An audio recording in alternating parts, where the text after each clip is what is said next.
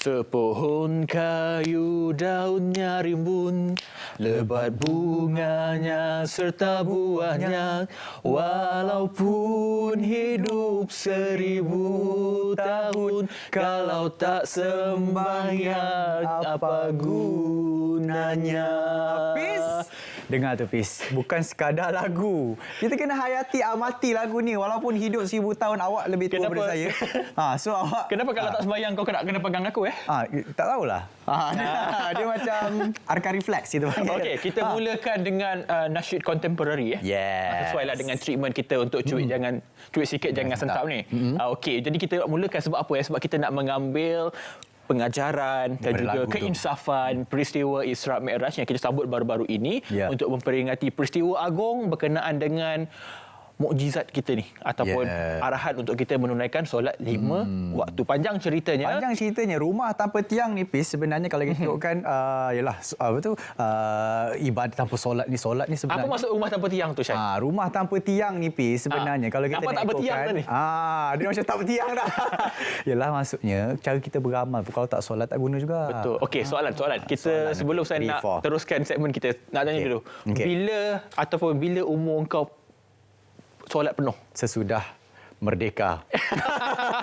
Sesudah merdeka. Tapi betul Fiz, itu sebenarnya yang keluarga saya tekankan. Alhamdulillah. Sesuai dengan nama Sesuai dengan nama Syahrul Islam. Syahrul Islam. Sebab Syahrul Islam ni dia menyinari Islam sebenarnya. Alhamdulillah, insya-Allah. So kita nak menyinari Hafiz dan juga penonton sekalian yang sentap. Saya sebenarnya nak bawa Hafiz dan juga rakan-rakan yang lain.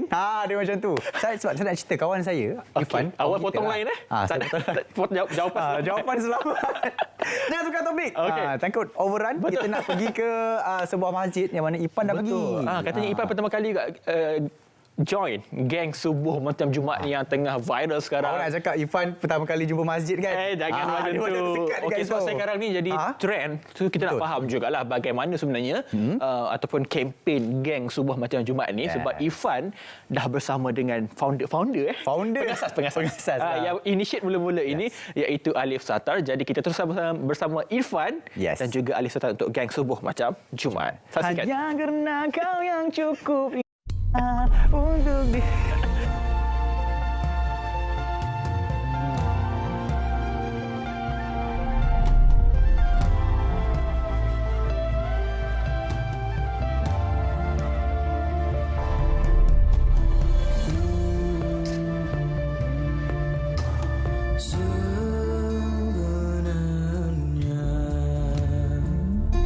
Masya Allah. Inilah dia, Masjid Saidina Umar Al-Khattab di Bukit Damansara. Tempat ini, masjid ini telah menjadi permulaan kepada gerakan geng subuh macam Jumaat, dan gerakan ini telah dimulakan oleh seorang selebriti tanah air iaitu Alif Satar. Bukan senang sebenarnya kita nak bangun awal, nak solat subuh, tetapi apa rahsia istiqomahnya nanti kita akan tanya sendiri kepada Tuan Badan Alif Satar. Tapi sekarang ni pun dah nak masuk waktu subuh, apa kata kita masuk dalam masjid. Jom ikut Irfan. Jomlah. Solat subuh, jom. Tidak mengerti mengapa cinta masih tak hadir. Okey, sekarang kita nak menembual tak lain tak bukan pelopor kepada gerakan geng subuh macam Jumaat. Kita bersama dengan Alif Satar. Assalamualaikum. Waalaikumsalam Irfan. Apa khabar? Alhamdulillah sihat. Bertenaga pagi ni. Dah jogging belum? Belum. Dulu kita jogging awal pagi. Sekarang kita jogging lepas subuh. Okey, baik. Kita nak terus tanyakan kepada Abang Alif Satar sendiri. Alif Satar seorang penyanyi, pelakon dan pengacara. Walaupun kita tahu mempunyai jadual yang padat, tapi apa amalan yang Alif buat untuk terus kekal istiqomah dalam melakukan ibadah? Dia memang mencabar. Dia bukan senang untuk Alif juga kan. Tapi benda tu memang kita nak bangun, dan Allah bantu kita bangun pagi lah. Macam Alif hari-hari Alif kerja. Alif cuba kalau ada free time atau balik awal, Alif tidur awal. Tapi ada waktu yang hari balik pun pukul 11-12 awal malam juga kan. Tapi kita set yang sebenarnya apalah sangat kita punya kepenatan dan jihad mengantuk kita ni, untuk bangun solat subuh. Kan ada satu hadis yang kalau kita tahu apa yang ada dalam solat isyak dan juga solat subuh berjemaah tu kau tetap akan datang dalam keadaan merangkak kan. So Ali bila fikir tu, bila rasa ada hari yang dia rasa macam sedap kan? Especially bila tengah hujan renyah yang sejuk, sedap. Tapi bila fikir pula benda tu ada nilai dia, itu yang benda yang jadi pembakar dia lah. So Ali harap orang yang tengah tengok pun dapat fire yang sama juga. Betul. Kita kena memanai solat subuh berjemaah beramai-ramai itu. Sebagai seorang pengaruh, apa lagi yang direncanakan untuk masa hadapan untuk menyebarkan dakwah kepada masyarakat di luar sana? Jadi lebih ramai itu satu, tapi kita nak orang berpanjangan. So Ali rasa permulaan geng subuh macam Jumaat ni dengan apa yang berlaku di Palestin, dan kita sebagai umat Islam rasakan bila diorang cuit peha kiri kita pun terasa juga kan. Jadi sampai sekarang hari ni bila tim datang interview, hari ni dah hari yang ke-132 dah daripada hari pertama kan. Jadi Alif rasa number one mungkin kita perlukan satu suntikan lah. Mungkin bila kita tahu yang mungkin satu reminder yang ini serius kan. Alif tahu mungkin orang tahu yang kita dah buat boykot, kita dah buat perarakan. Dua-dua benda ni kita meminta kepada manusia juga. Tapi yang terakhir ni, yang dituntut ni, kita berdoa dalam solat kita. Ini dia dekat masjid waktu subuh. Betul. Untuk kita doa dan membantu saudara-saudara kita di Palestin. Jadi Alif betul-betul harap yang tak semestinya Alif ada di masjid tu. Mungkin ada penggerak komuniti yang dekat sana. Mungkin ada ahli sukan ke kat sana, ataupun tak kira ada TikToker, Instagrammer yang ada kat sana, diorang nak gerakkan dekat surau dan masjid diorang sendiri, go on. Saya boleh gunakan modul yang sama lepas solat subuh, boleh run ke, dan ada juga disediakan breakfast dekat masjid-masjid itu untuk menarik lagi orang datang. Baik. InsyaAllah kemenangan semua milik kita. Kita mendoakan agar semua lapisan masyarakat dapat terus ikut gerakan subuh macam Jumaat. Fan dekat masjid mana? Kita dekat sini malam hari ni. Jom kita masuk dalam. Jom. Okay.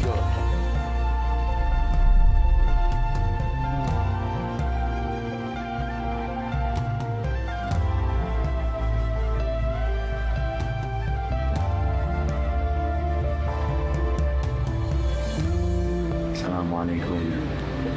Geng subuh macam Jumaat 1 hari bulan 1 2024. Allah amat melimpah belas kasihan dan rahmat Ini cinta kepadamu. Sadaqallahul Azim. Alhamdulillah, Irfan pun dah selesai solat subuh berjemaah. Tazkirah pun sudah. Okey. Rasa bertenaga, rasa bersemangat nak teruskan kehidupan hari ini. Tapi kan, betul lah orang cakap, kalau kita datang dekat rumah Allah, kita solat berjemaah, kehidupan kita akan rasa lebih tenang. Dan seperti rumah juga kan, kalau tiada tiang, runtuhlah rumah tersebut, apatah lagi agama kita. Sebab itu kita kena mendirikan solat, dan salah satu cara untuk kita membuktikan keimanan kita kepada Allah adalah dengan mendirikan solat. Jadi kita teruskan bersemangat dan iltizam untuk menjayakan geng solat subuh berjemaah ini, untuk kita mendekatkan diri kita kepada Allah SWT. Okey, jom, kita pun dah lambat nak pergi kerja. Kita pergi sekarang. Let's go. Belum berbunga sesungguhnya, walau ku kutip semua permata. Baik, terima kasih Irfan untuk geng subuh macam Jumaat. Itu dia nama satu perkongsian yang sangat menarik. Ya. Tapi saya muskil. Waktu solat tadi, kameraman tu bergerak lah. Saya tanya, kameraman tu solat tak? Itulah teknik production. Tapi Irfan punya moisturizer tu lain macam subuh-subuh hari ni. Berkilat ke subuh dia macam pukul 3 pagi make up dek. Untuk menjayakan package subuh macam Jumaat ni, terima kasih kepada Irfan dan juga Alif atas perkongsian tersebut. Dan berkaitan dengan topik kita, iaitu rumah tanpa tiang ini, untuk kita kaitkan dengan peristiwa Isra' wal Mi'raj. Isra' dan Mi'raj. Okey, jadi kita tanya orang ramai juga, Syai. Okey. Mereka ni faham ke tidak Isra' dan Mi'raj ni? Kadang-kadang tadi kita borakkan, Syai. Kita tahu tahun ni macam ni. Tahun depan cerita dia macam ni pula. Oh, maksudnya apa tu? Macam mungkin tahun ni kita tahu A, tahun depan kisahnya ada lagi sebenarnya kita setiap tak tahu. tahun sebenarnya ada je cerita, betul. ada Jadi je kita cerita saksikan dulu. baru. Kita tanya dulu pendapat orang ramai apa yang mereka faham berkenaan dengan Isra' dan Mi'raj. Saksikan. Ya, jom saksikan. Kakak nak tanya sikit, Isra' Mi'raj, peristiwa yang berlaku. Tak apa. Mak tak tahu ni. Tak apa, saya nak cepat ni. Apa ni perjalanan Nabi Isra' ke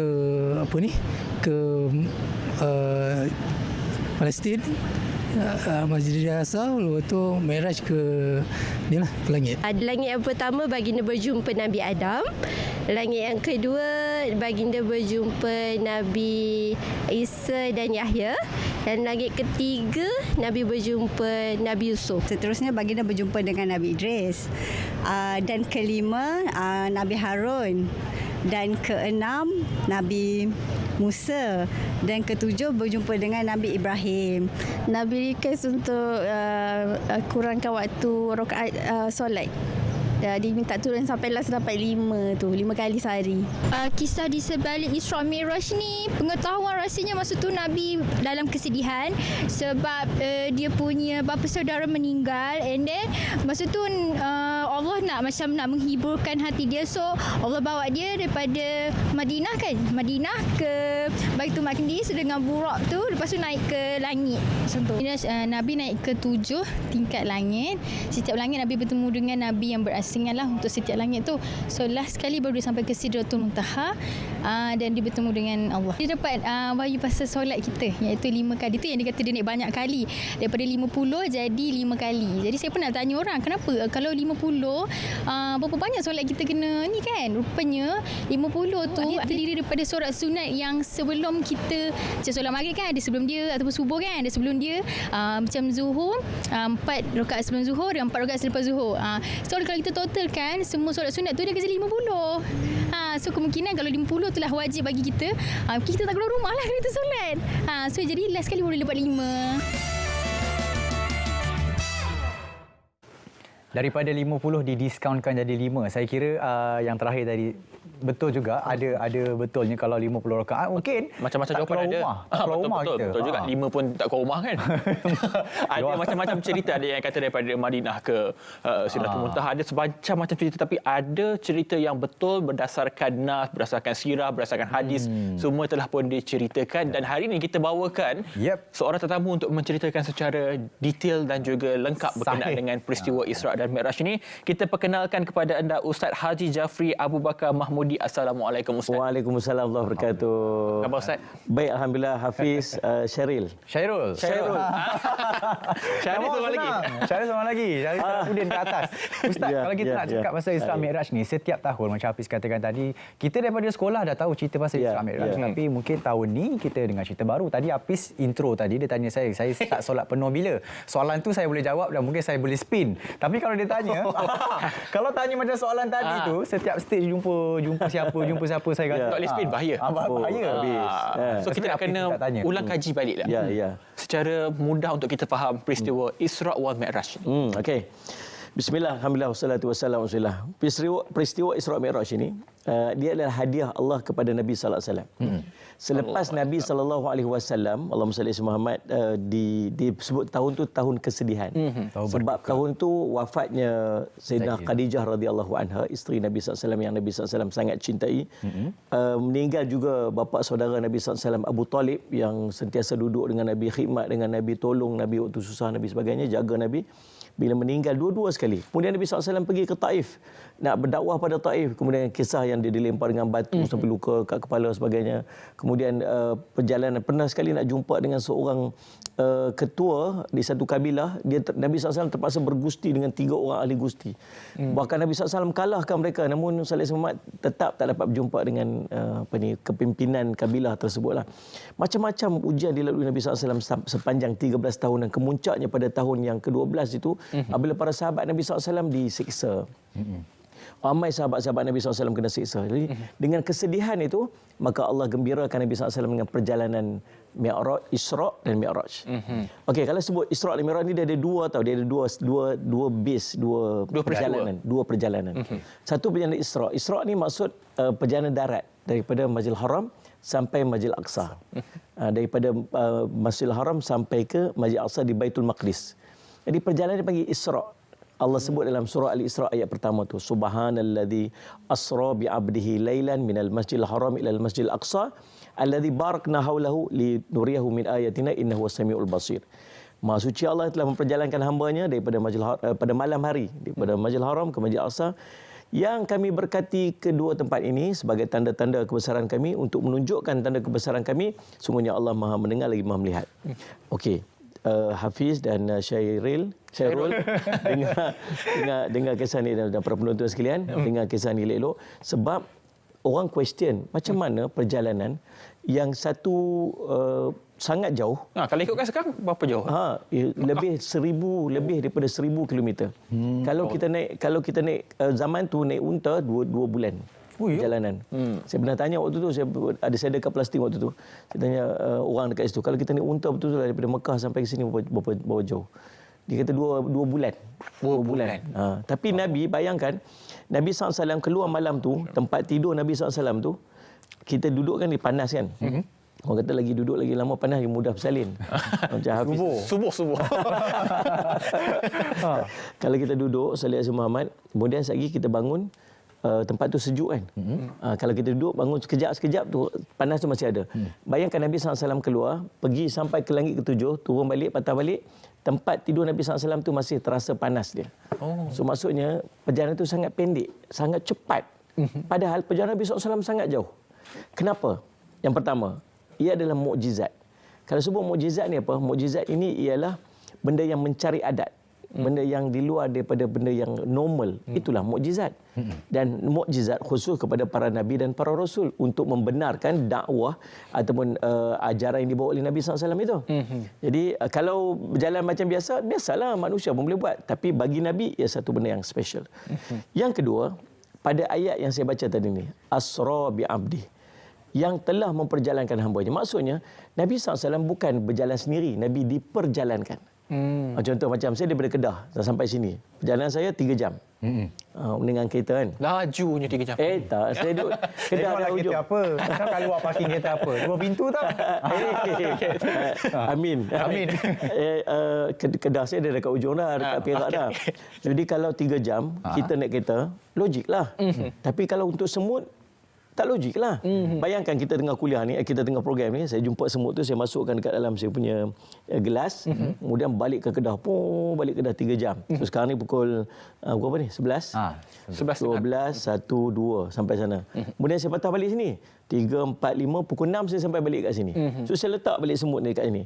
Semut tu pun balik ke rumah dia. Lepas tu isteri dia tanya, abang Mut pergi mana tadi? Tak jumpa ni. Kata nak pergi RTM. Lama tak balik. Maksud dia kata aku pergi Kedah. Tu isteri dia kata, apa ni logik kan ni, abang ni pergi Kedah 3, 4, 6 jam je dah sampai sini balik. Tak logik bagi semut, tapi logik tak bagi kita? Ya, kalau dia berjalan sendiri memang mustahil, tapi dia diperjalankan, saya yang bawa dia, maka tak mustahil. Nabi SAW bukan Nabi SAW berjalan sendiri. Allah sebut tu asra bi abdi, yang telah memperjalankan hamba-Nya. Dengan maksud Nabi bukan berjalan sendiri peristiwa tu, Nabi diperjalankan. Allah yang bawa Nabi sallallahu alaihi wasallam. Maka kalau Allah bawa Nabi, bukan setakat satu malam, bukan sebahagian malam, pling sampai pun dah boleh kan. Itu dia punya dalil macam mana perjalanan itu begitu cepat untuk keluarkan kita daripada kotak akal kita yang mustahil perjalanan itu boleh berlaku. Okey. Kemudian dia panggil Asra, Isra daripada Masjidil Haram sampai Masjidil Aqsa. Ini tak payah cerita lah ya. Sebab perjalanan ni perjalanan siang, perjalanan malam. Sampai dalam tu pun Nabi ada beberapa stesen Nabi singgah. Nabi singgah ke Yathrib. Yathrib ni tempat yang Nabi SAW akan berhijrah nanti. Ingat waktu tu belum hijrah lagi. Nabi SAW belum tahu lagi dekat mana Nabi nak hijrah. Yang kedua, Nabi SAW dibawa pergi ke bukit Tursina, tempat Nabi Musa AS terima kitab Taurat dia. Dan beberapa tempat yang lain. Sampai Nabi SAW ke Masjid Aqsa. Di Masjid Aqsa, Nabi SAW dipertemukan dengan seluruh para Nabi dan para Rasul sebelum daripadanya. Hafiz tahu tak berapa jumlah para nabi dan para rasul seluruhnya daripada zaman Nabi Adam sampai zaman Nabi Muhammad SAW, berapa jumlah dia? Okey, cop Ustaz jawab. Yang saya 25. 25. Okey. Okey. Tapi kalau ikutkan lagi banyaklah. Beratus ribu. 124,000 para nabi dan para rasul. Nampak hampir dekat. Ustaz tak tanya saya, kalau saya cakap dah 124,000. Nah. 124,000 para nabi dan para rasul. 25 yang kita kena tahu.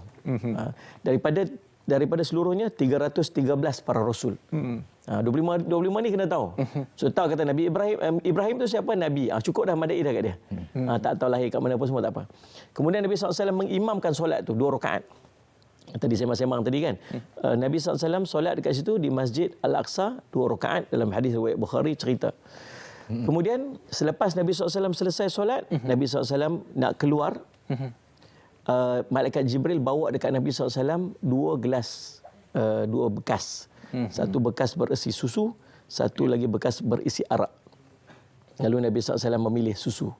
Lalu kata Malaikat Jibril AS, kamu telah memilih fitrah. Alhamdulillah, segala puji bagi Allah yang telah menghidayahkan kepada kamu untuk memilih fitrah, kerana seandainya kamu memilih arak, maka akan menyebabkan seluruh umatmu akan duduk dalam kesesatan. Okey. Baik, ini dalam fasa Isra' tadi, so dalam darat. Kita nak dengar juga cerita Mi'raj tu tadi. Tapi kita kena rehat dulu seketika sebab Syai nak lap peluh takut kena soal Ustaz lagi. Aku nak Google dulu. Okey, kita akan berehat seketika, kembali selepas ini. Cuit sikit, jangan sentap.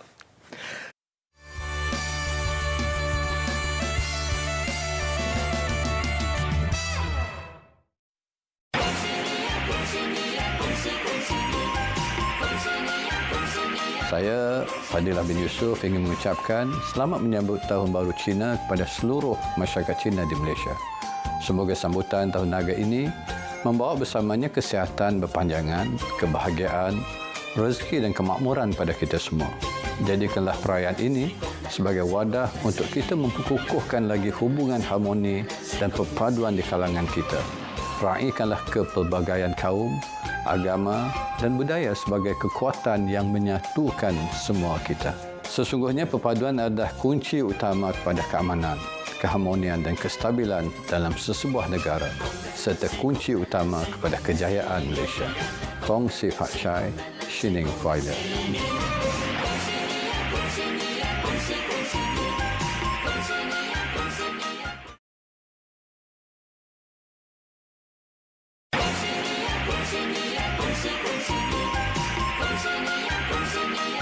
Salam sejahtera, saya Chang Lee Kang, Menteri Sains, Teknologi dan Inovasi Malaysia. Dengan ini mengucapkan selamat Tahun Baru Cina kepada seluruh masyarakat Tionghoa Malaysia. Semoga tahun ini akan membawa lebih kemakmuran dan kebaikan kepada negara kita. Xin Nian Kuai Le.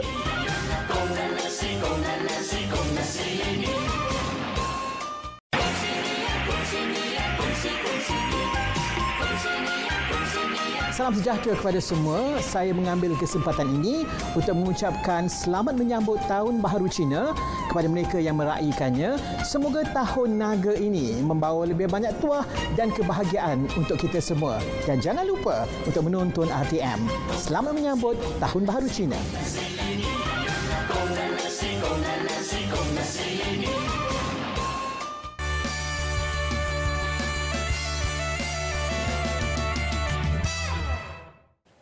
Sebelum kita berhenti tadi, kita ada terkendala cerita berkenaan dengan Nabi Muhammad SAW diberi 2 bekas, satu arak, satu susu. Itu kalau Isra', kalau Mi'raj ada ceritanya, tapi sebelum saya nak wawarkan kepada penonton semua untuk terus tonton kami di Facebook dan juga TikTok Live, sebab anda boleh lontarkan soalan. Pasti banyak, mesti banyak soalannya. Yang tengah tengok sekarang ni, boleh tanya soalan kat kita. Kita pun dah kau dengan Ustaz, jangan tanya soalan kat kita. Sambung balik cerita tadi. Saya boleh aja tanya soalan, ada hak saya untuk menjawab ataupun tidak. Kena balik. Dia terus aja. Kita tak boleh jawab, kita terus sana. Kat FM kena. Stand by. Okey Ustaz. Baik, bila Nabi SAW dah selesai solat, macam sebut tadi lah, malaikat Jibril offer pada Nabi SAW dua pilihan, susu dan ataupun arak, dan Nabi SAW memilih susu, kembali pada fitrah. Kemudian Nabi SAW pun dibawa. Kemudian Nabi SAW naik Mi'raj. Dekat Masjid Aqsa tu ada satu kubah, kita tengok ada kubah emas kan. Kubah emas, kubah tu nama Kubatus Sakhra. Dalam Masjid Aqsa tu ada 14 hektar Masjid Aqsa ni. Saya boleh cerita dia sebab saya beberapa kali saya pergi kat sana. Di puncak, di tengah-tengah tu dia ada satu masjid, kubahnya kubah emas yang kita biasa tengok. Kalau sebut Masjid Aqsa saya dah nampak yang tu kan. Dalam tu ada satu batu nama batu Mi'raj. Dalam tu lah kita boleh tengoklah batu tu. Batu tu dia macam kalau kita turun kat bawah tu nampak dia punya akar tu macam menyerong macam tu kan. So it's off macam batu tu nak terangkat macam tu lah lebih kurang. Kemudian Nabi SAW naik dekat situ. Kemudian Nabi SAW di Mi'rajkan lah. Waktu naik sampai ke langit pertama, malaikat Jibril AS dengan Nabi SAW, Sallallahu Muhammad, sampai langit pertama, malaikat Jibril bagi salam, minta untuk dibuka. Malaikat yang menjaga langit tu tanya, kamu siapa? Dia kata, aku Jibril. Siapa bersama dengan kamu? Muhammad sallallahu alaihi wasallam. Apakah diutuskan bersama dengan dia para malaikat untuk menjemput dia naik? Dia kata ya. Kemudian Allah wasahlan, selamat datang Nabi yang soleh. Kemudian dibuka, Nabi SAW jumpa dengan Nabi Adam pada langit yang pertama. Di langit pertama, Nabi Adam AS, di kiri dan kanan dia ada roh anak cucu dia.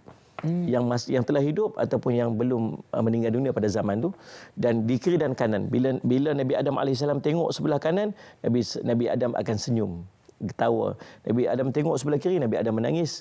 Bila tanya kepada malaikat Jibril cerita di kiri dan kanan itu, yang kanan itu ialah anak-anak cucu Adam yang akan masuk syurga, dan sebelah kiri ini ialah anak-anak cucu Adam yang akan masuk neraka. Kemudian Nabi SAW terus naik. Setiap pertemuan tu didoakan oleh Nabi tersebut kepada Nabi kita Muhammad SAW. Dan Nabi SAW cerita juga gambaran wajah-wajah mereka para Nabi ni sebagainya ada dalam hadis-hadis yang lain. Kemudian Nabi Adam naik ke langit yang kedua, bertemu dengan Nabi Isa, dengan Nabi Yahya. Naik langit ketiga, langit keempat, semuanya dengan para Nabi. Sampailah langit yang kelima. Langit kelima di sana ada Nabi Musa AS.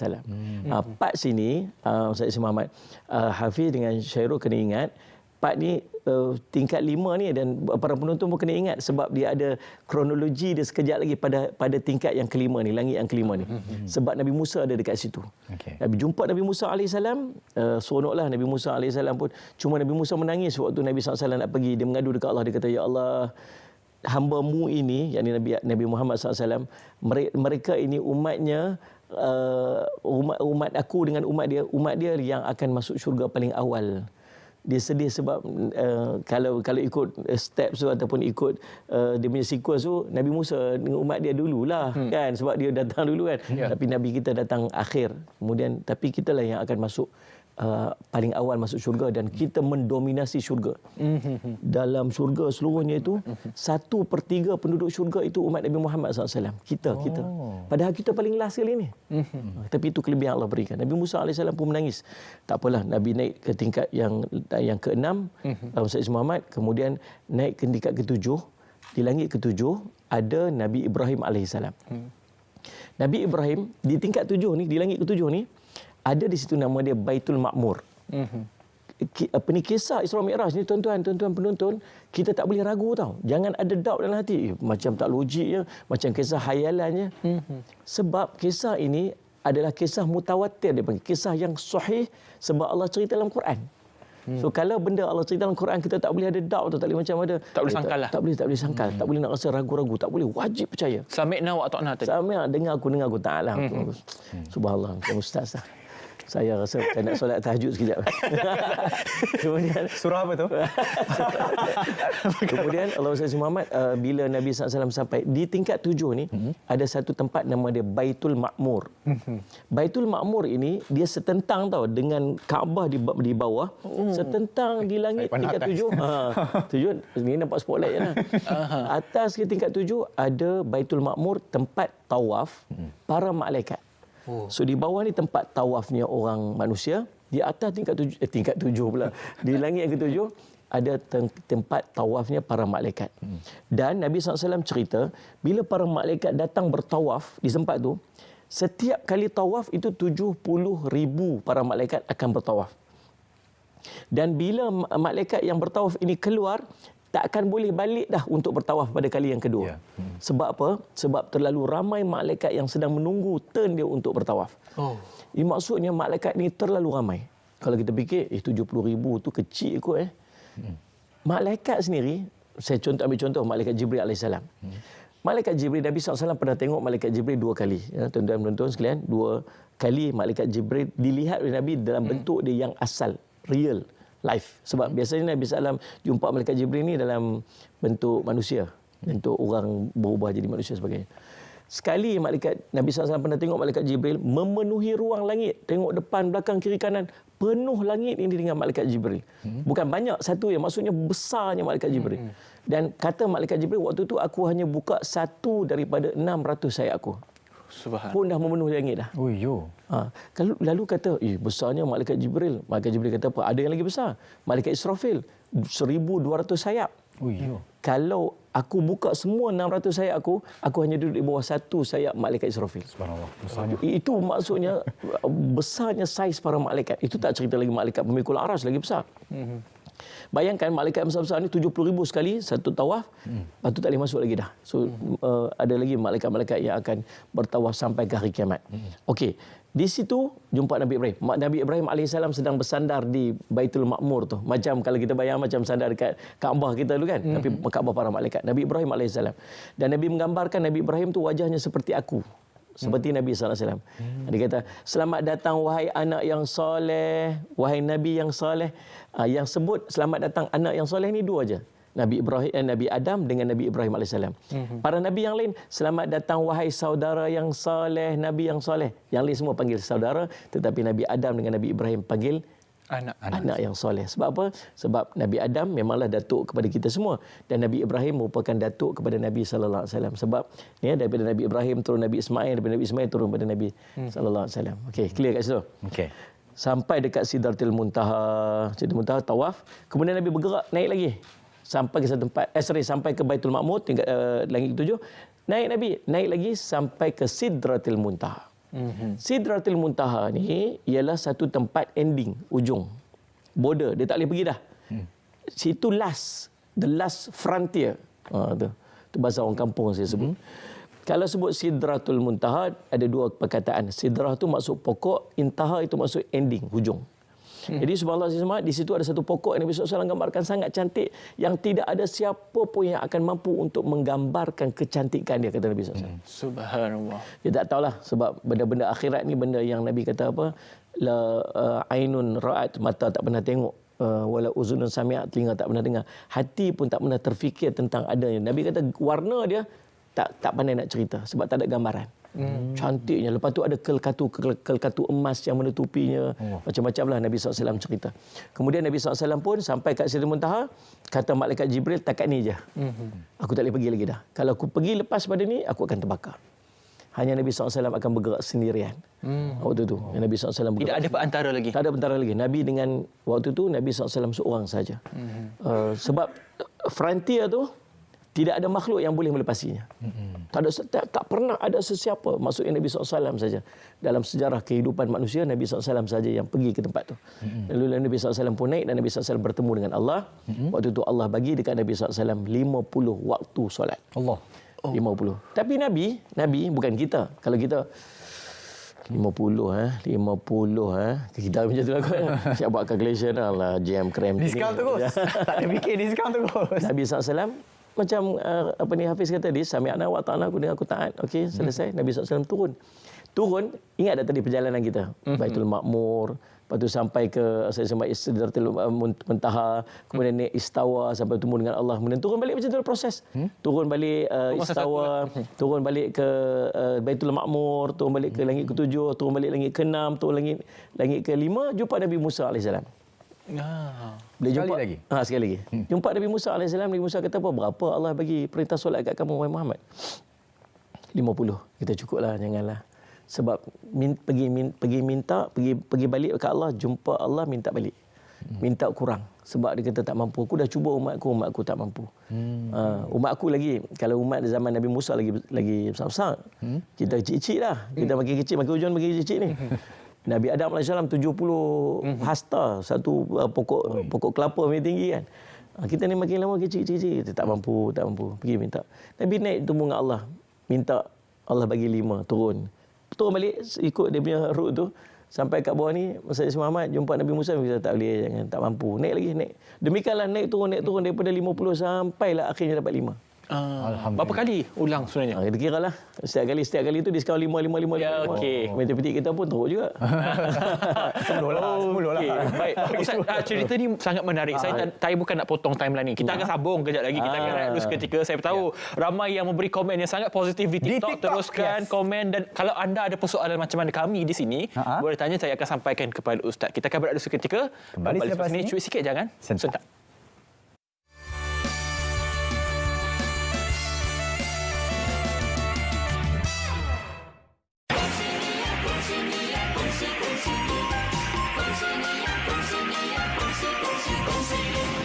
Saya Lok Sufo, Menteri Pengangkutan, mengucapkan kepada seluruh rakyat Malaysia selamat menyambut Tahun Baru Cina.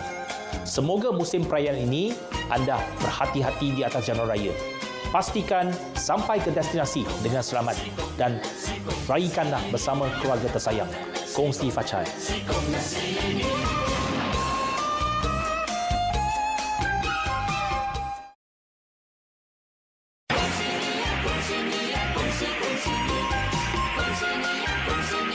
Saya Teo Ning Ching, Timbalan Menteri Komunikasi. Di sini ingin mengucapkan selamat menyambut Tahun Baharu Cina kepada masyarakat Tionghoa di Malaysia. 新年快乐，恭喜发财！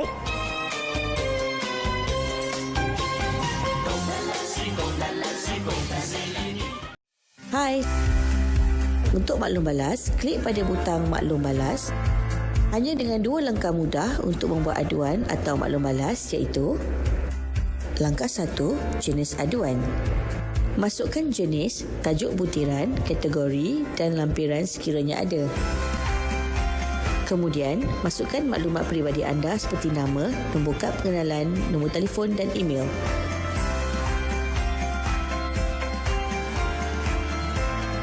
Langkah 2, pengesahan akaun. Anda perlu mengisi OTP yang diterima melalui email dalam tempoh 3 minit. Permohonan semula diperlukan sekiranya tidak menerima OTP dalam tempoh ditetapkan atau tamat tempoh pengisian.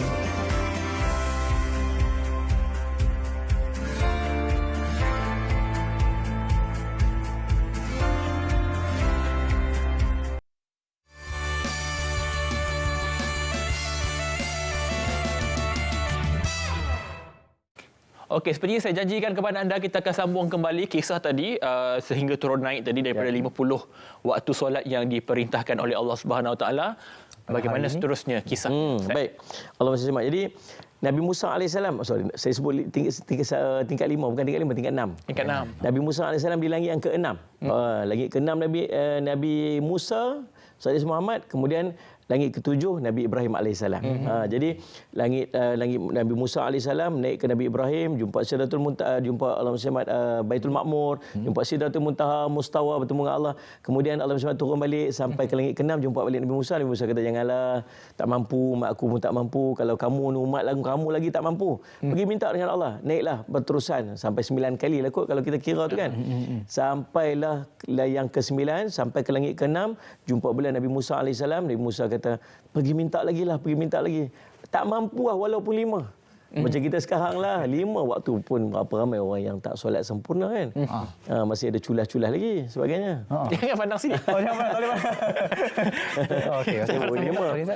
Cuma adalah orang kampung tu kan, dia kata apa? Naik daripada 50 turun sampai tinggal 5 Ustaz. Saya tak puas hati Ustaz. Kenapa tak puas hati? Kenapalah tak naik sekali lagi ya? Kalau naik sekali lagi kosong langsung. Langsung tak solat. Tapi waktu Nabi SAW kata dekat Nabi Musa AS, dia kata, wahai Musa, aku dah malu dengan Allah. Aku dah malu dah pergi minta naik turun. Aku dah malu, cukuplah 5 untuk aku. Lalu Nabi SAW bergerak tu, tiba-tiba ada satu suara. Bagi tahu dekat Nabi SAW dengan suara itu, dia kata, aku sempurnakan nikmatku. Aku sempurnakan perintah aku. Walaupun 5 waktu, tapi ganjaran pahalanya tetap 50 waktu. Dengan maksud, amalan solat yang kita buat ini, Allah gandakan 10 kali ganda.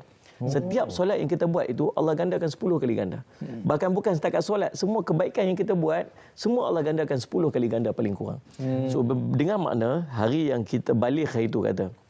Macam Hafiz tanya dekat apa ni Syarul tadi kan. Bila start solat tu kan. Kalaulah kita ambil pada hari kita balik dulu kita solat. Katalah kita start tu waktu maghrib. Kita angkat je takbir waktu maghrib tu, solat kita yang pertama itu dah seolah macam kita solat 10 hari ke depan.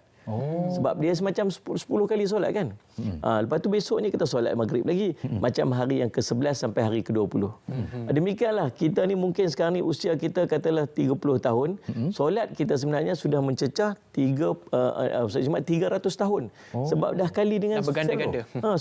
So maksudnya saya dah solat 2500 tahun. Alhamdulillah. Ya, macam tu. Jadi semua maksudnya semua diganda 10. Itu tak kira lagi kalau kita solat berjemaah ganda lagi dengan 27 kali ganda. Itu tak kira lagi kita solat dalam bulan Ramadan yang Allah ganda 70 kali ganda. Solat pula pada malam Al-Qadar yang Allah ganda seperti 1000 bulan. Ini semua yang menyebabkan kita umat Nabi Muhammad SAW nanti di yaumul qiyamah walau usia 60-70 tahun kata Nabi SAW, tapi kita ni amalan kita dah mencecah 3000 tahun, 5000 tahun disebabkan gandaan-gandaan pahala yang kita dapat. Betapa besarnya ganjaran solat, sebab tu digambarkan solat itu sebagai tiang agama. Baik, bercakap tentang rumah tanpa tiang, ini kita nak tanya. Baru jumpa tiang. Panjangnya cerita ini baru sampai sekarang kita sampai ke kemuncaknya itu berkenaan dengan solat. Jadi kita tanya kepada orang ramai, mereka faham atau tidak maksud rumah tanpa tiang ini. Kita saksikan. Jom. Saya tak tahu. Tak tahu. Apa? Solat tu tiang agama lah. Yang penting tu kena dirikan solat dululah sebelum kita buat amalan-amalan yang lain kan. Sebab perkara pertama yang dihisap is actually solat kita lah. Rumah tanpa tiang roboh lah. So sebab itulah solat tu tiang agama kita. Tiang dalam Islam adalah sembahyang. So tanpa menunaikan solat, semua amalan-amalan lain tidaklah seteguh untuk menjadi seorang Muslim yang sebenar. Sebelum apa-apa yang lain, yang penting kita kena ditanya adalah pasal solat kita kan. Jadi kita perlu perkemaskan dan sempurnakan solat kita, baru kita melihat kepada benda-benda lain lah. Solat lah. Kalau kita tak solat, rumah tu runtuh lah.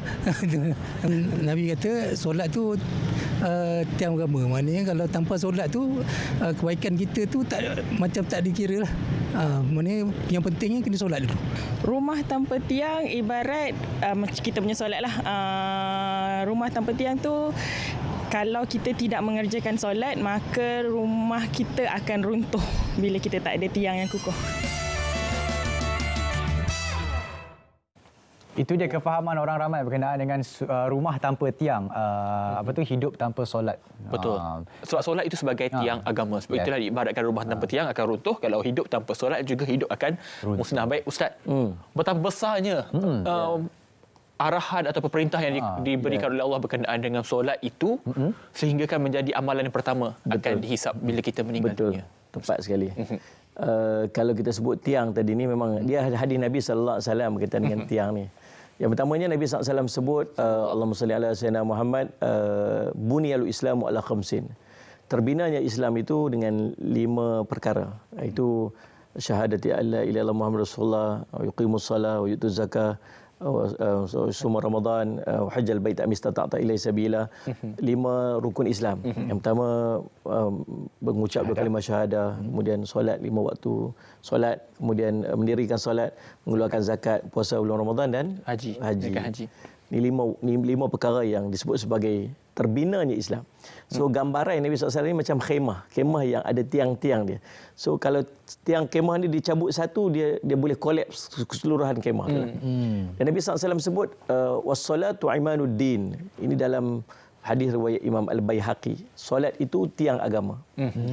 Tiang ni maksud kalau waman tarakaha, siapa yang mematahkan tiang ini maka dia memusnahkan agama dia. Kata Nabi sallallahu alaihi wasallam.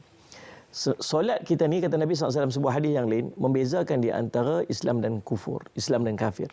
Itu beza di antara kita dengan orang kafir, ialah solat. Orang yang tak solat, dia tak ada beza dengan orang yang tidak beriman kepada Allah lah. Kemudian Nabi SAW juga menyebutkan tentang man taraka solata muta'ammidan faqad kafara jihara. Siapa yang meninggalkan solat dengan sengaja, maka akan kufurnya dengan nyata dan terang. Jadi semua Allah, maka kena jagalah solat tu, semayang tu. Allah tak beban banyak pun dengan kita sebenarnya. Allah tahu. Sebab tu Allah kata dekat dalam Quran, Allah kata, Allah Muhammad, la yukallifullahu nafsan illa wus'aha.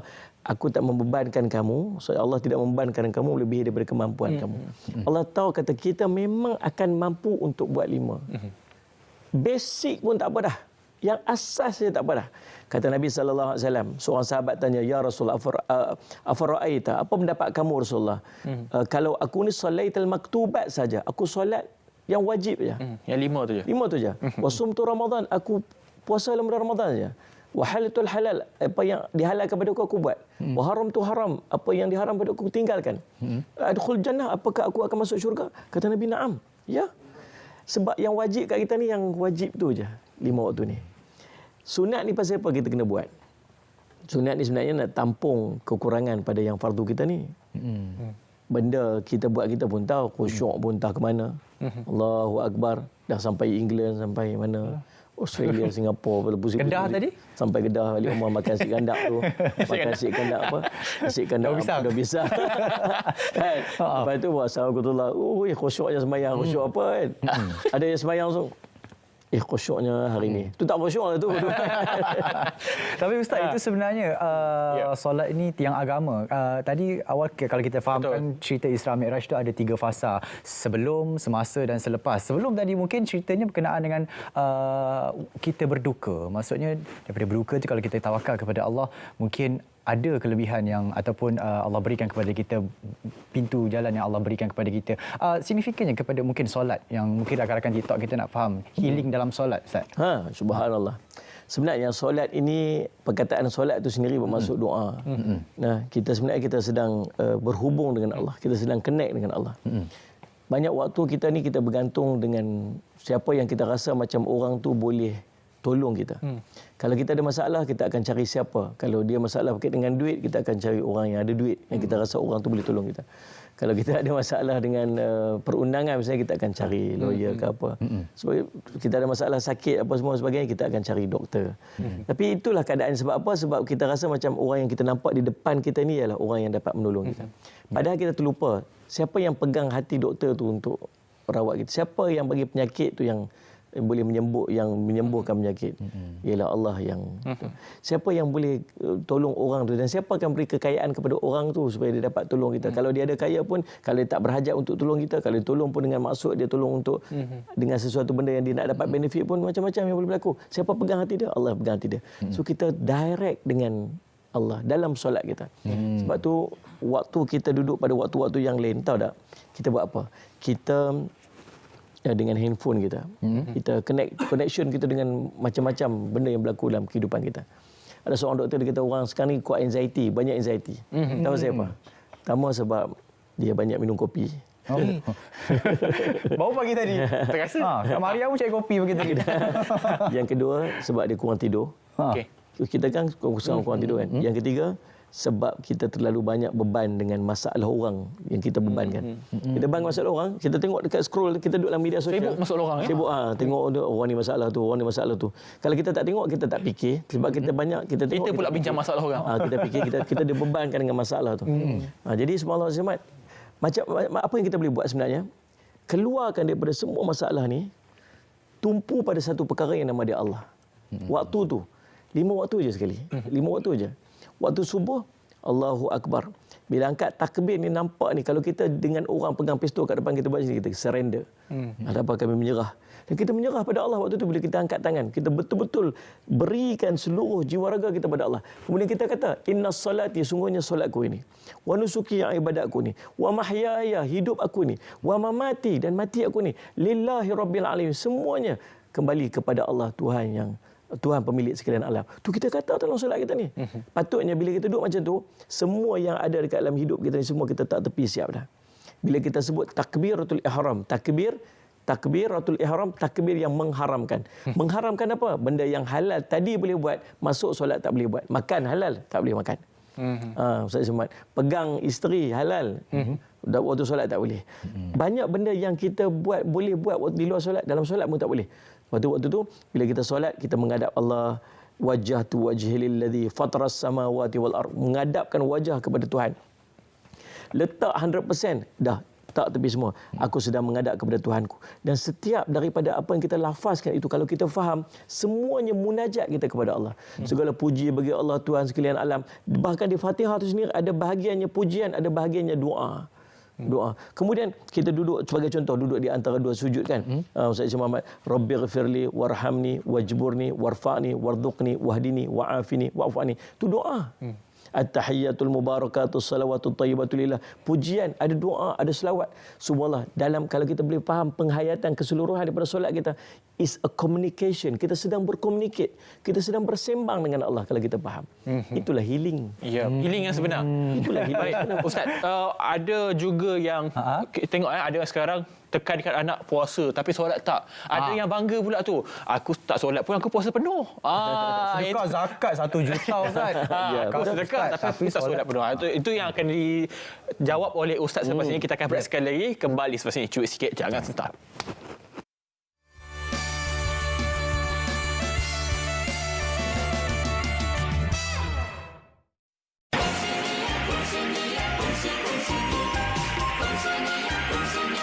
Saya Nancy Syukri, Menteri Pembangunan Wanita, Keluarga dan Masyarakat, dengan ini mengucapkan Selamat Tahun Baru Cina kepada seluruh warga Tionghoa di Malaysia. Selamat Tahun Baru Cina, Kongsi Fat Chai, Xin Nian Kuai Le.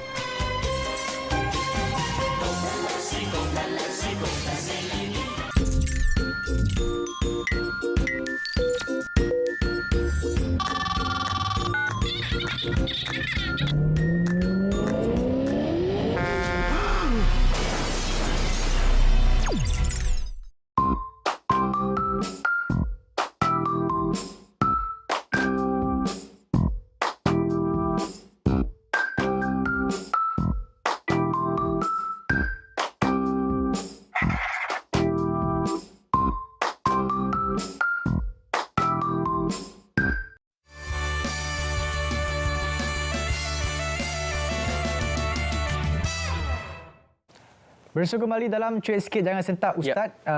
Tadi Hafiz saya tinggalkan satu soalan berkenaan dengan mungkin sekarang ni ibu bapa dia banyak keraskan soal puasa. Puasa kena bagi sedekah buat baik. Kalau jumpa orang susah bagi duit. Tapi solat tak pula. Macam mana Ustaz? Okey, dengar ni elok. Allahumma salli Muhammad, kita meninggalkan solat. Hukum dia adalah haram, berdosa besar. Dan bila kita meninggalkan solat dalam keadaan, dia ada dua keadaan kita meninggalkan solat. Yang pertama, kita meninggalkan solat dalam keadaan kita menafikan kewajipan solat. Dia kata mana ada solat-solat ni semua mengarut-ngarut, ini semua cerita dongeng apa semua kan. Ada orang dia menafikan kewajipan solat. Maka orang ni dia kufur. Maksud dia keluar daripada Islam sebab dia menafikan rukun Islam. Ada orang seorang lagi dia meninggalkan solat dalam keadaan dia tahu, dia masih yakin yang solat ni wajib.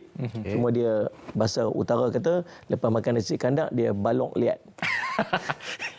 Dia malas. Betul lah kata Hafiz, setiap tahun kita belajar benda baru. Ni benda baru juga ni. Kenyang macam ulang tahun. Malas dia bagi balok lah. Aku malas lah. Malas sangat. Malas tapi tahu tak kata sembahyang tu wajib? Tahu tak berdosa? Tahu tak, nanti aku taubat lah. Orang yang macam ni dia masih meyakini kata sembahyang tu wajib dan berdosa kalau dia tak sembahyang. Orang ni dia telah melakukan dosa besar. Dan dia wajib bertaubat. Kemudian dia perlu qada balik solat-solat yang dia tinggalkan. Sebab kewajipan mengqadakan kembali solat ini hukum dia wajib. Wajib. Jadi kalau kita yang tinggal banyak-banyak solat-solat dulu ni, kita kena ganti balik solat-solat kita tu. Tapi kalau yang kata kali 10 tadi tak boleh. Saya solat sampai 2500 tahun. Tak boleh tali cover Ustaz. Tak boleh. Itu pahala dia bukan itu pahala dia bukan jumlah dia. Gurau Ustaz gurau. Jadi faham. Kita kena ruqyah ni. Kerja kena senang kan. Dia cari ruqyah. Lepas tu jadi begitulah maksudnya. Sebab benda walau banyak mana pun amalan yang kita buat dalam hidup kita, Kalau kita tak solat, tak ada makna di sisi Allah. Sebab Nabi SAW pernah sebut dalam sebuah hadis, dalam sebuah riwayat, Nabi kata apa? Allah SWT, awwalahu yuhasabu 'abdan fi yaumil qiyamah as-salatu. Benda yang paling awal sekali Allah nanti nak cek di yaumul qiyamah ialah solat kita. So kita bawalah pahala banyak mana pun dekat belakang, sedekah kita, puasa kita, ibadat kita, haji kita, bla bla bla, semua ada kita bawa. Kemudian bila kita tak solat, dekat depan tu Allah tak tengok dah semua benda tu. Sebab saya cuma kalau elok amalan solat kita, maka eloklah seluruh amalan yang lain. Kalau buruk solat tu, maka Allah tak tengok dah amalan-amalan yang lain. Pahala dia macam mana Ustaz? Kalau kita bersedekah, katakan macam tadi, zakat juta-juta, maksudnya banyak daripada berbanding yang lain. Tapi disebabkan tak solat, tak dapat pahala. Sebab kunci dia tak ada. Pintu tu tak terbuka. Pintu tak buka. Mudah faham macam itulah. Pintu dia ialah solat. So apa saja amalan yang kita nak buat. Tapi, Ustaz Muhammad, maksudnya utamakan yang utama. Utamakan yang utama. Nak ajar anak puasa, betul? Ajar juga anak solat. Nabi SAW sebut dalam sebuah hadis yang kata, ajar anak kamu solat pada usianya 7 tahun. Nabi tak sebut ajar anak kamu puasa usia dia 7 tahun. Nabi tak sebut ajar anak kamu tutup aurat usia anak-anak 7 tahun.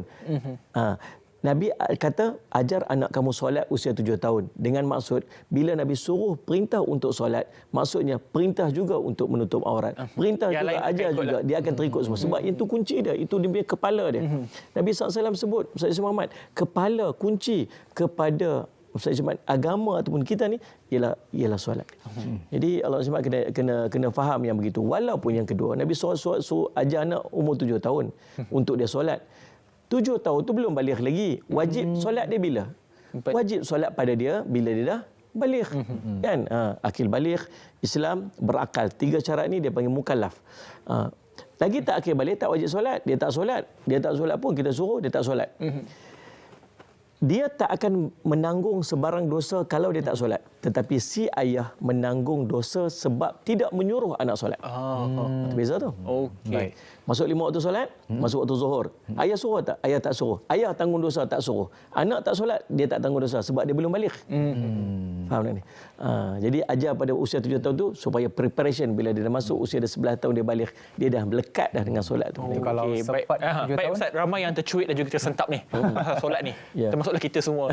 Saya dan Syahir ni. Okey, mungkin tak terlambatlah kita masih hayat di kandung badan ini untuk kembali kepada fitrahnya, kepada asalnya. Mungkin apa pesan kepada kita semua ni? Subhanallah tuan-tuan, yang apa yang Nabi SAW tinggal kat kita ni, Allah punya penyayang dekat kita ni, Allah suruh 5 waktu je. 5 je tuan-tuan. 5 je. Tak banyak mana pun sebenarnya 5 tu. 5 tu sangat sikit, sangat sikit. Peruntukkanlah waktu. Ada yang bagi alasan kerja tak solat. Macam mana dia sedang mengambil rezeki, dia dapat rezeki daripada Allah, kemudian dia boleh tak solat pula kepada Allah. Dia macam mana dia seorang yang dapat segala nikmat yang hidup dekat dalam dunia ni, Allah bagi dekat dia kenderaan, Allah bagi dekat dia keluarga, Allah bagi dekat dia anak pinak, Allah bagi dekat dia semua nikmat yang dia dapat. End up-nya dia boleh tinggalkan solat. Dia boleh tak buat benda yang paling kunci dalam hidup kita. Tuan-tuan, Nabi SAW gambarkan tentang azab-azab kepada orang yang tak solat. Nombor satu sekali, Allah hilangkan nur pada wajah dia. Dia make up lah tebal macam mana pun kan. Cucilah, pakailah apa benda pun make up muka dia. Allah cabut nur tu pada wajah dia. Yang keduanya, hidup dia sentiasa dalam kegelisahan. Dia gelisah, dia tak tenang. Hidup dia dicabut berkat. Sebab tu kalau dapat duit pun tak ada makna untuk dia. Tak cukup-cukup. Hidup dia tak tenang, tak pernah cukup, betul. Kemudian dia sentiasa duduk dalam kesempitan. Yang berikutnya, bila dia meninggal dunia, waktu duduk dekat dalam kubur, dia akan dipanggang daripada api neraka ini siang dan malam. Sampai satu waktu dia tak solat, akan sebagainya. Datang ular padanya sebagainya. Dan paling kemuncak dia ialah dia akan dimasukkan ke dalam neraka Saqar. Na'udzubillah min zalik. Jadi jaga solat kita, insya-Allah. Baik, terima kasih Ustaz atas perkongsian dan juga semoga kita semua mendapat manfaat.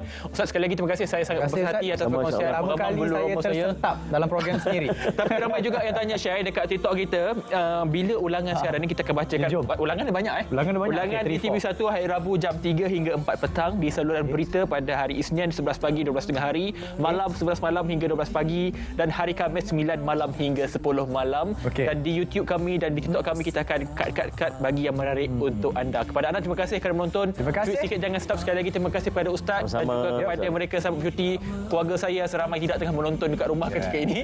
Kepada rakan-rakan mungkin yang sedang menonton, ada juga daripada bangsa Cina. Kongsi Fashai, Cina Kuala. Selamat Tahun Baru Cina. Semoga memberi keberkatan dan juga orang kata kebaikan kepada kita semua dalam perpaduan ini, insya-Allah. Saya Hafiz Dawson. Saya Syarul Islam. Assalamualaikum. Salam Malaysia Madani. Tekad perpaduan penuhi harapan. Bye. Permata di dasar lautan,